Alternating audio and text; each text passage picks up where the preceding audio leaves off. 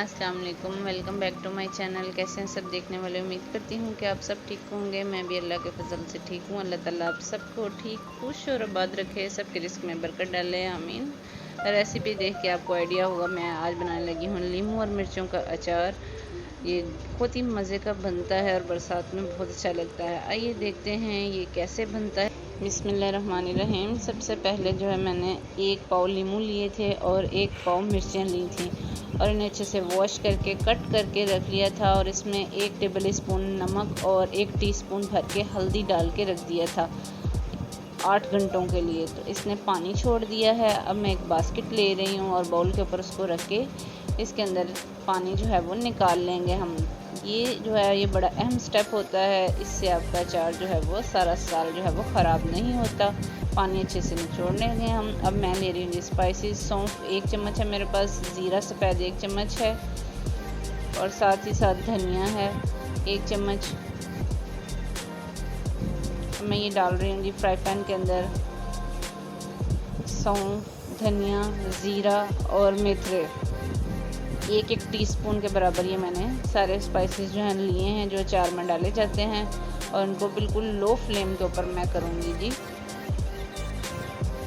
Dry roast.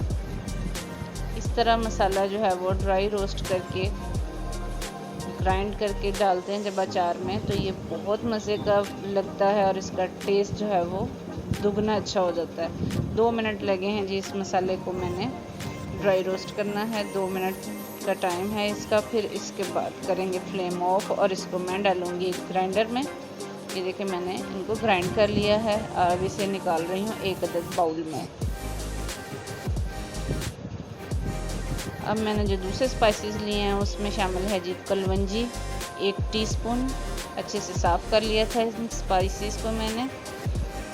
1 teaspoon भर के नमक, 1 टीस्पून लाल मिर्च पाउडर, 1 टीस्पून हल्दी और आधी टीस्पून के बराबर जो है वो राई दाना।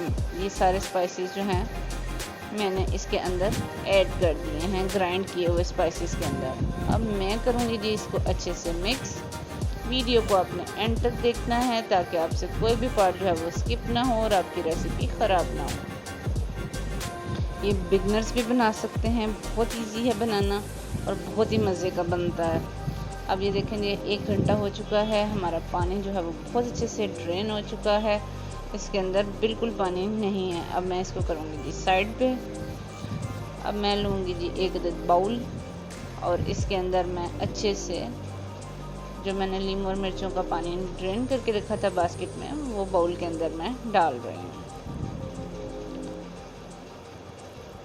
साथ ही साथ अब इसके अंदर मैं डालूँगी जी सारे स्पाइसेस, जो मैंने पाउडर स्पाइसेस भी और जो मैंने ग्राइंड किए हुए स्पाइसेस मिक्स करके रखे थे वो सारे इस अचार के ऊपर डाल दूँगी। और 2 स्पून की हेल्प के साथ इनको मैं करूँगी जी अच्छे से मिक्स।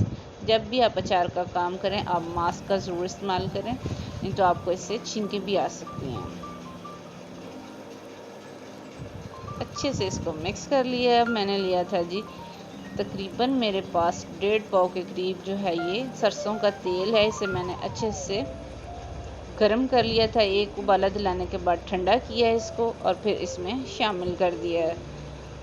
अब मैं तेल जब शामिल हो चुका है तो एक बार फिर से इसको अच्छे से मिक्स करूँगी स्पून की हेल्प से। तो देखिए अल्हम्दुलिल्लाह हमारा नींबू और मिर्चों का अचार जो है वो ज़बरदस्त किस्म का बनकर तैयार हुआ है। मैं इसको एक जार में डाल दूँगी। एयर टाइट जार के अंदर डालें, मर्तबान में डालें, जो भी चीज़ आपके पास मौजूद है उसमें आप डाल सकते हैं।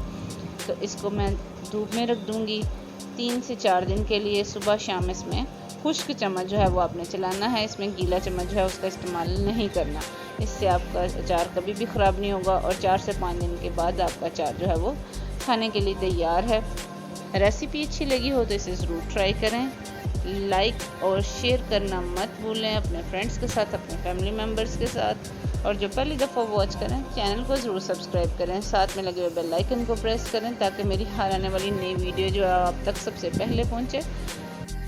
अपना और अपने प्यारों का ख्याल रखें, मुझे दुआ में याद रखें। मिलते हैं जी किसी और रेसिपी के साथ, तब तक के लिए अल्लाह हाफिज़।